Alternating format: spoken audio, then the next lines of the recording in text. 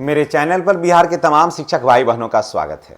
दोस्तों देखिए, जो नियोजित शिक्षक अभी हैं वर्तमान में, जी हाँ, बिहार में जो नियोजित शिक्षक वर्तमान में हैं, जो भी बचे हुए हैं, उनको अब आभास हो रहा होगा कि आखिर क्यों बात हो रही थी कि आप मत दीजिए सक्षमता, मत दीजिए सक्षमता, मत दीजिए सक्षमता।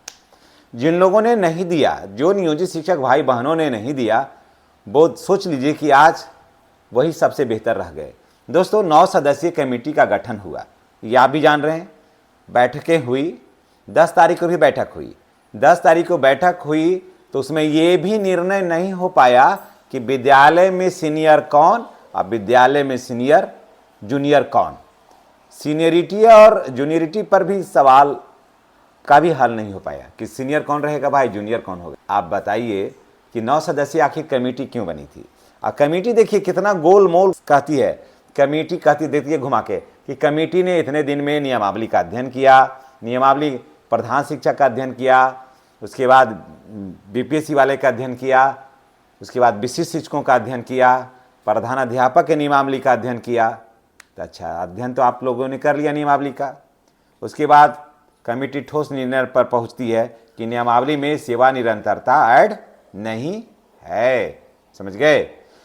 जब सेवा निरंतरता नहीं ऐड है तो अब देखिए, कमेटी को इतना भी नहीं कह पाई कि आखिर सीनियर विद्यालय में कौन होगा। विद्यालय में सीनियर कौन होगा तो जो नियोजित शिक्षक भाई बहन है, आप जान लीजिए कि विद्यालय में सीनियर अभी जो वर्तमान स्थिति है उसमें विद्यालय में सीनियर अगर कोई होगा तो वो होगा, जानते हैं कौन?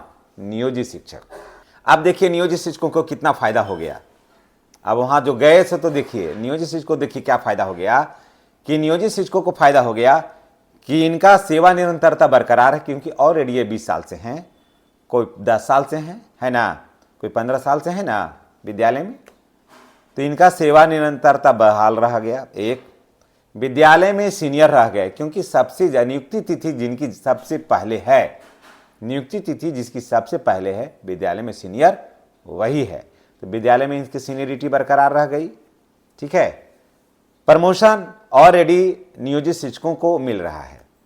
आपने देखा होगा कि कोर्ट ने साफ कहा कि जितने भी नियोजित शिक्षक हैं उन सबको प्रमोशन दिया जाए।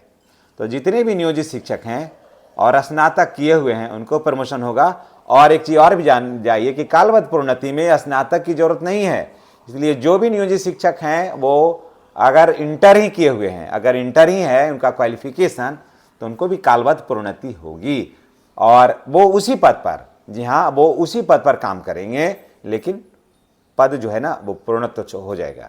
ठीक है, तो यहाँ भी नियोजित शिक्षकों को लाभ है, विशिष्ट शिक्षकों से ज़्यादा ही लाभ हो गया। उसका हम तुलनात्मक अध्ययन अगर करते हैं, कंपेरिजन करते हैं, तो भी आप देख लीजिए।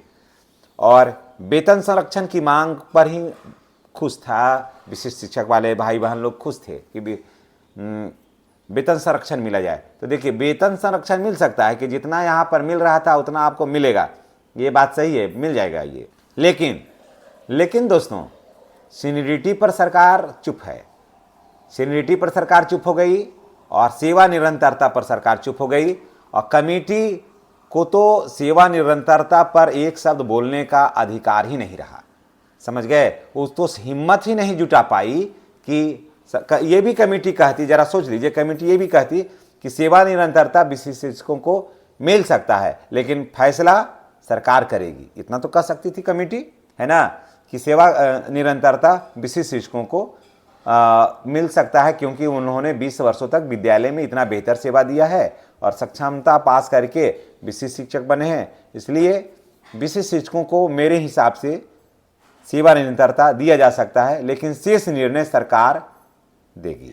लेकिन ऐसा कमेटी नहीं कही है। कमेटी ये कही कि मैंने नियमावली को पढ़ा, नियमावली का अध्ययन किया, प्रधान शिक्षक का, विशिष्ट शिक्षक का, सारे लोगों का, और ये निर्णय सरकार लेगी। तो आप पढ़े तो आप क्या निर्णय दिए? 9 सदस्यीय कमेटी बनी तो आप क्या निर्णय दिए? कुछ भी नहीं निर्णय दिया। तो सोच लीजिए, कम से कम ये सब टेंशन से आज हमारे नियोजित शिक्षक सुखी हैं कि नहीं है, उनके पास किसी तरह का टेंशन है। इसलिए जो भी नियोजित शिक्षक भाई बहन हैं उनको मैं धन्यवाद देता हूं, और फिलहाल जो अभी वर्तमान परिस्थिति है उसके लिए मैं धन्यवाद देता हूं। और आपको मिलेगा काफ़ी बेहतर वेतन। आपका वेतन 75,000 रुपया से, मैं बार बार कहता हूं कि 75,000 रुपया से किसी भी कीमत पर कम नहीं होगा। अब बहुत होगा ना तो 73,000 रुपया तो आपको मिलना है। और सेवा निरंतरता पर सरकार चुप्पी क्यों है जानते हैं?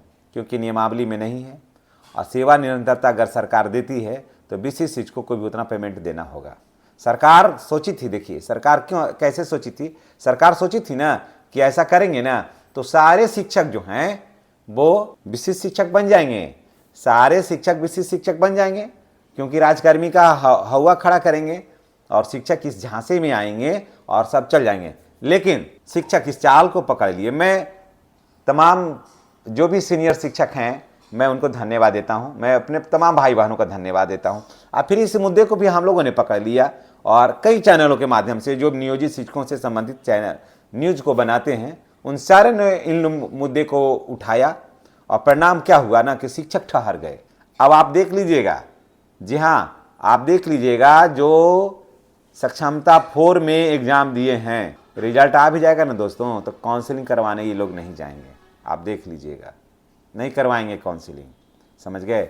और योगदान नहीं, वो अपना कैडर चेंज ही नहीं करेंगे, विशिष्ट शिक्षक के कैडर में नहीं जाएंगे, क्योंकि वर्तमान जो स्थिति है वो क्लियर नहीं है, वो दुविधा में है। पास कर जाएंगे, सर्टिफिकेट रखेंगे, कम से कम ये नहीं ना कोई कहेगा कि आपने पास नहीं किया। जैसे देखिए मैं बताता हूँ, मैं एक नियोजित शिक्षक हूँ, फिर टेट का एग्ज़ाम आया था तो मेरे यहाँ शिक्षकों ने कहा, शिक्षक शिक्षिकाओं ने कहा कि सर आप टेट दे दीजिए। हम बोले कि टेट क्यों दें? तो वो लोग बोले कि सर टेट दे दीजिए ना, टेट दे दीजिएगा ना तो और भी शिक्षक आएंगे ना तो ये नहीं कहेंगे कि आपने टेट पास नहीं किया है, आपके यहाँ सब टेट नहीं, हम टेट पास करके आए हैं। तो धौस लोग नहीं दिखलाएंगे, कम से कम ये कहेंगे ना कि हमारा सर जो है सो हेड सर जो है सो हमारा टेट पास किए हुए। तो मैंने टेट किया, ठीक है, 1 to 5 में भी और 6 to 8 का भी टेट मेरा निकला। लेकिन हम नहीं गए, सर्टिफिकेट ऑलरेडी रखा हुआ है, ऑलरेडी सर्टिफिकेट का कोई यूज नहीं किया हमने, रखा हुआ है। तो वैसे ही जो सक्षमता पास कर जाएंगे, तो सर्टिफिकेट रखेंगे, नहीं जाएंगे उसमें। बाद में अगर कुछ ऐसा नीत होता है तो सरकार ये इनका पक्ष तो मजबूत रहेगा, कम से कम ये तो कोई नहीं कहेगा कि आपने सक्षमता पास नहीं किया। मैं ये नहीं कह रहा हूँ, देखिए एक चीज़ को जब बता देते हैं, मैं ये नहीं कह रहा कि आप सक्षमता दीजिए, ये मेरा कहने का उद्देश्य नहीं है। मैं एक उदाहरण दे रहा हूँ कि जो 4 में दिए भी हैं ना वो कभी दिल से नहीं दिए हैं। बीच में आया था कि सेवा निरंतरता इसके हवा में बह कर लोग दिए हैं, लेकिन वो सर्टिफिकेट उनके पास नहीं जाएंगे कुछ कराने। और सरकार का मंशा था ना कि नियोजित शिक्षक और टोटल को कर देना है राजकर्मी, और उसके बाद फिर यही नियमावली पर लागू हो जाएगा और इस नियमावली को लेकर के आप कोर्ट नहीं जा सकते। सड़कों पर जिंदाबाद मुर्दाबाद नारा लगा सकते हैं आप, लेकिन कोर्ट नहीं जाइएगा। कोर्ट जैसे जाइएगा एक हेयरिंग होगा और आपका कोर्ट में आपकी पराजय हो जाएगी दोस्तों। तो जो भी नियोजित शिक्षक हैं वो धैर्य से रहें, और आपके धैर्य, आपका मेहनत, आपका परिश्रम, आपका लगन, आपका साहस, आपका उत्साह का ये सबसे बड़ा परीक्षा जो हुआ है उसमें आप 100% जो है ना वो सफल हो गए, आपका परिश्रम सार्थक हो गया। तो इसलिए जय नियोजित तय नियोजित कमेंट में अवश्य लिखिएगा। धन्यवाद।